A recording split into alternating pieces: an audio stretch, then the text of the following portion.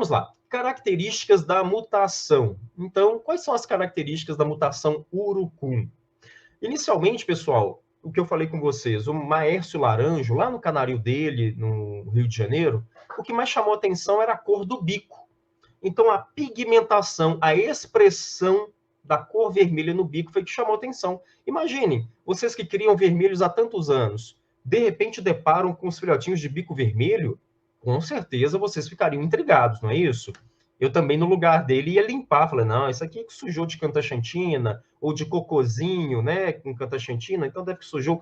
Falei, não, depois que eu limpei o bico, continua? Então, foi o que chamou a atenção primeiro. Então, vejam bem, uma das principais características é que as partes córneas dos canários urucuns são pigmentadas. Então, essas partes córneas podem expressar a cor vermelha. Valentim, o que são as partes córneas? Quais são? Bico e unhas.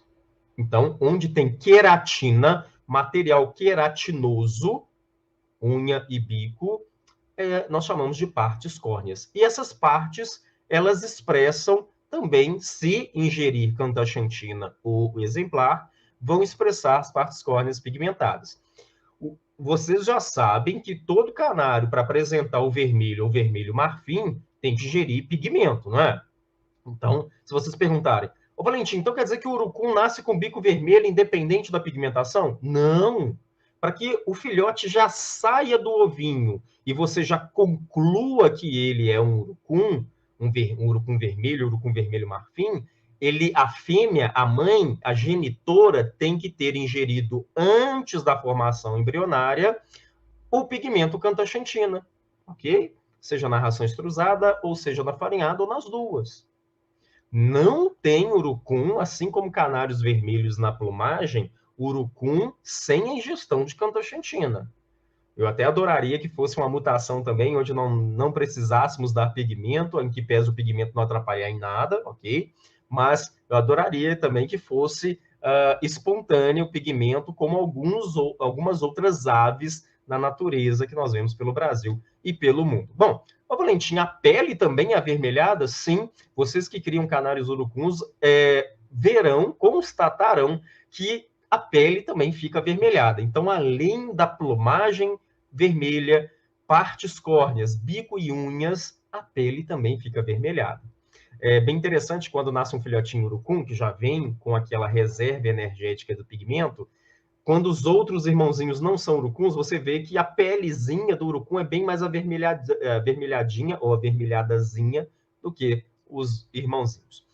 Tem uma outra coisa interessante que a plumagem, então nós estamos falando agora das penas, da plumagem dos urucuns tende a ser mais lustrosa, sedosa do que os outros canários vermelhos. É uma plumagem diferenciada, pessoal. Vocês têm que criar os urucuns para vocês verem que interessante. E no caso dos nevados, aliás, até o nosso manual de julgamento dos canários de cor traz o termo aveludada, plumagem aveludada. Isso é mais para os nevados. Esse veludo é mais uma impressão nos urucuns vermelhos nevados e também nos urucuns vermelhos mosaicos. As névoas. Então, Valentim, veja bem, Valentim, deixa-me ver se eu entendi. O bico vermelho, a pele vermelha, as unhas vermelhas. E no caso dos nevados, tem uma particularidade onde as névoas também são pigmentadas? Joia, isso mesmo. Então, mais uma coisa interessante na mutação urucum. Depois de todas aquelas características iniciais, nós temos que nos urucuns vermelhos nevados e nos urucuns vermelhos mosaicos, onde deveria ser branco, é rosa. Olha só, essa aí eu gostei, Valentim. Repete essa aí, porque, nossa, eu gostei, eu fiquei feliz, eu dei um sorriso agora. Eu vou repetir. Veja bem. Vermelho nevado. Vocês têm na mente como que é um vermelho nevado? Sim, Valentim. Eu tenho na mente que a subplumagem é branca, depois vem vermelho e na borda das penas é esbranquiçado. Ótimo. Já nos urucuns não é assim. Nos urucuns, aquela bordazinha branca, ela é rosa. Aí vai depender, né? Se é um urucum vermelho nevado, é um rosa de um tom mais forte. Se é urucum vermelho marfim nevado, aí a bordazinha é um rosa com tom de marfim, de vermelho marfim, ok? Mas é um rosa marfim, digamos assim. Já no urucum vermelho mosaico, não temos ainda o contraste entre o branco e o vermelho. Não. Nós temos que, nos urucuns vermelhos nevados, onde é branco, é rosa. E onde é vermelho, vai ser vermelho. Então, o contraste é entre o rosa e o vermelho, e não branco e vermelho. Tá bom? Muito bem. Olha que coisa interessante. Nossa, isso aqui, eu tô até arrepiando para falar isso aqui. A pigmentação das partes córneas, ou seja, bico e unhas, ela é autônoma, ela tem autonomia, ela tem um poder, ela tem uma capacidade individual de pigmentar diferentemente da plumagem. Não entendi, Valentim, não entendi. Me explique. Claro, é agora. Na muda, vocês que criam canários tanto amarelos, vermelhos, vocês sabem que quando começa a muda, principalmente dos filhotes, eles começam a ter um tom mais forte daquelas penas de ninho. Então, aquelas penas curtas, que nós chamamos de tetrizes, elas vão mudando. Então, caem aquelas penas, transformam o que nós chamamos de penas de ninho, e vem um tom mais forte. Muito bem. Nos urucuns é bem interessante que ele vai pigmentar normalmente as penas, legal, só que o bico e unhas podem pigmentar de forma diferente da plumagem e em ocasiões diferentes. Nossa, Valentim, você agora complicou minha vida. Vejam bem, vou facilitá-la então.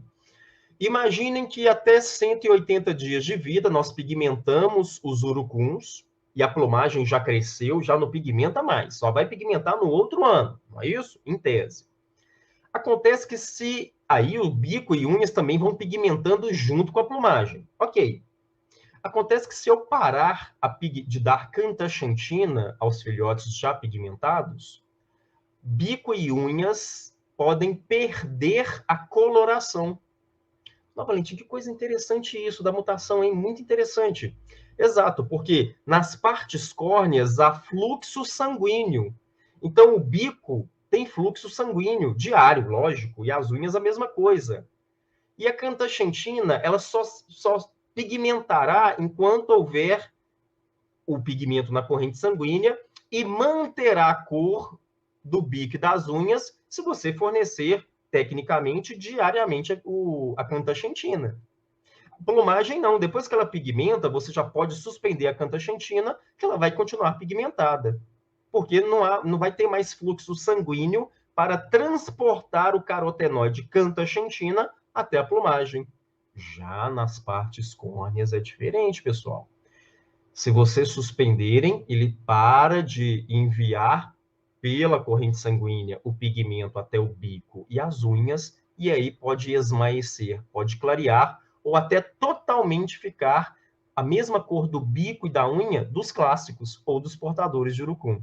Então é bem interessante eu falar sobre isso, no sentido de que alguém pode se sentir enganado caso compre um urucum adulto onde o criador não dá mais cantaxantina.